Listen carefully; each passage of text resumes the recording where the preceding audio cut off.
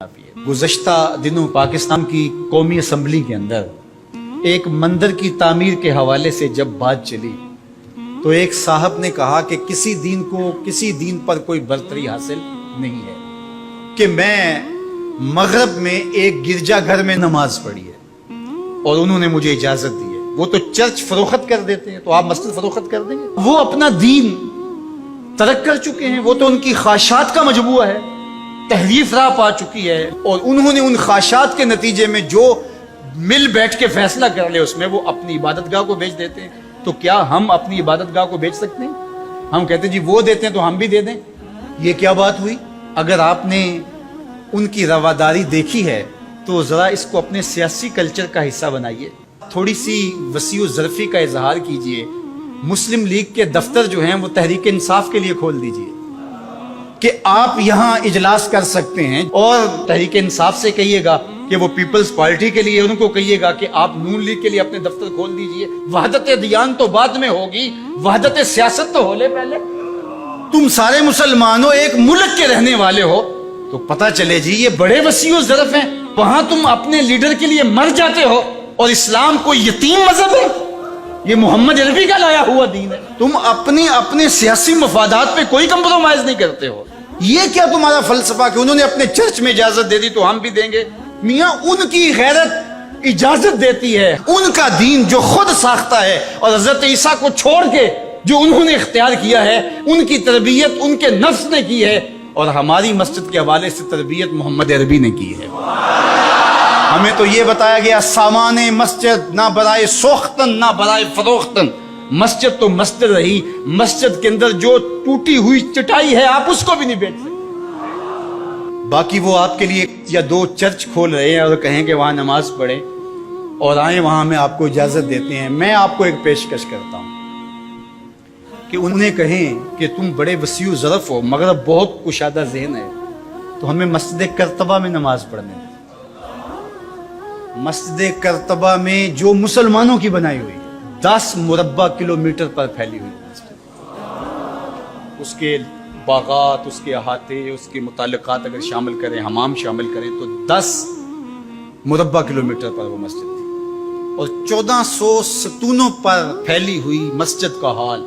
اللہ اکبر! جب رات ہوتی تو اس زمانے کے اندر 7500 مشعلے اس مسجد میں چراغاں کرتی، 30 فٹ اونچا اس کا چھت ہے، اور آج بھی وہ دیکھنے کے قابل ہے۔ اقبال نے بے ساختہ وہاں جا کے کہا تھا کہ تیرا وجود مردان خدا کی دلیل، جنہوں نے بنایا ہے پتہ چلتا ہے کوئی تھا، تیرا وجود مردان خدا کی دلیل، وہ بھی جلیل و جمیل تو بھی جلیل و جمیل، وہ بھی جلیل و جمیل تو بھی جلیل و جمیل، تیرے ستون بے شمار تیری بنا پائیدار، شام کے صحرا میں جیسے ہجوم نخیل۔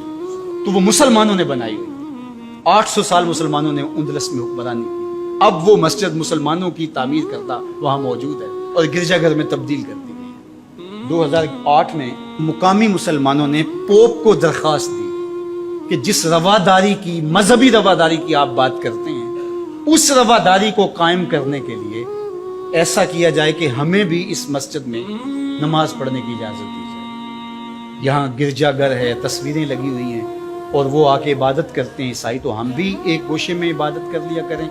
مغرب جس رواداری کا پرچار کرتا ہے اس کا عملی ظہور ہو جائے، لیکن پذیرائی نہیں بخشی گئی۔ کہاں گئے وسیع و ظرف؟ تم کہتے ہو گرجوں میں نماز پڑھنے دیتے ہیں، تو وہاں 2 رکعت پڑھ کے دیکھو۔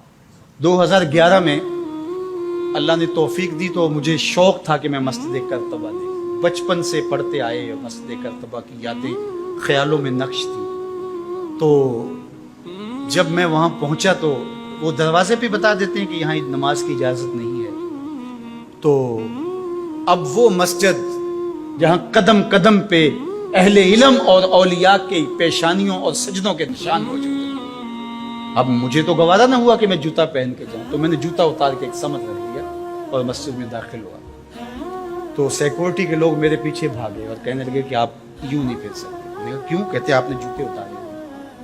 تو وہاں تمام مذاہب کے لوگ آتے ہیں، آپ جانتے ہیں کہ ان کے لباس بھی مختصر ہوتے ہیں، تو میں نے کہا انہوں نے تو لباس بھی نہیں پہنے ہوئے تو مجھے اس کی اجازت دیتے کہ میں جوتا اتار دوں؟ انہوں نے لباس اتارے ہوئے. تو وہ کہنے لگے جی نہیں. میں نے کہا مجھے بات سمجھاؤ کس طرح.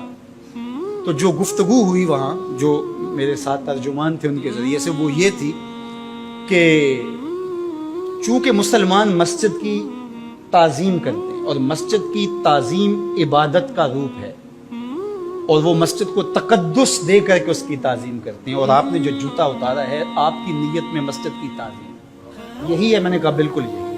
یہاں بڑے بڑے مشائخ اولیاء بیٹھتے رہے تو کس طرح میں اپنے جوتوں سے اس کو فرش کروں گا؟ تو انہوں نے کہا جی ہمیں اجازت نہیں.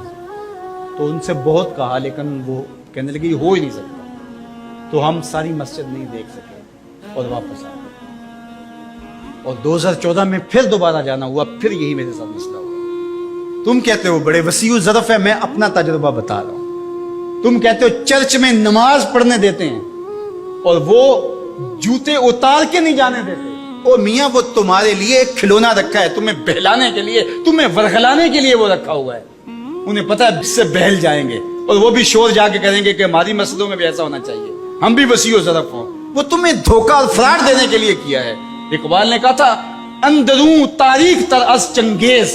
یہ بظاہر میٹھے میٹھے لگتے ہیں لیکن ان کا اندر چنگیز سے بھی زیادہ تاریخ ہے.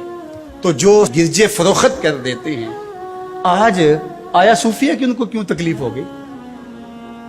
اور وہ سلطان محمد الفاتح نے خریدی ہوئی ہے اور آج آیا صوفیہ سجدوں سے آباد ہو. آج وہ مسجد اذانوں سے پرنور ہو رہی ہے اور ماحول کے اندر وہ عجیب خوشیاں پھیل رہی ہیں. تو تکلیف اسلام سے ہے. وہ چاہتے ہیں کہ یہ تذبذب میں مبتلا ڈھیلے ڈھیلے مسلمان رہیں، خیر سے رہیں. ان سے کیا ہماری پریشانی ہے؟ مجھ کو پریشانی ہے تو اس امت سے ہے، اشک سحرگاہی سے جو ظالم کرتے ہیں.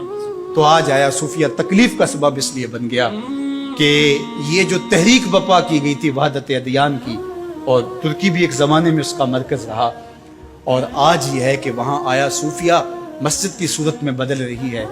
لیکن مغرب خوش ہے کہ پاکستان میں مندر بن رہے ہیں، عربستان میں مندر بن رہے ہیں، اور اسرائیل کے ساتھ ہم عربوں کے تعلق کو مضبوط کر رہے ہیں. لیکن یہ تمہارا ادھورا سا خواب ہے جو کبھی پورا نہیں ہوگا.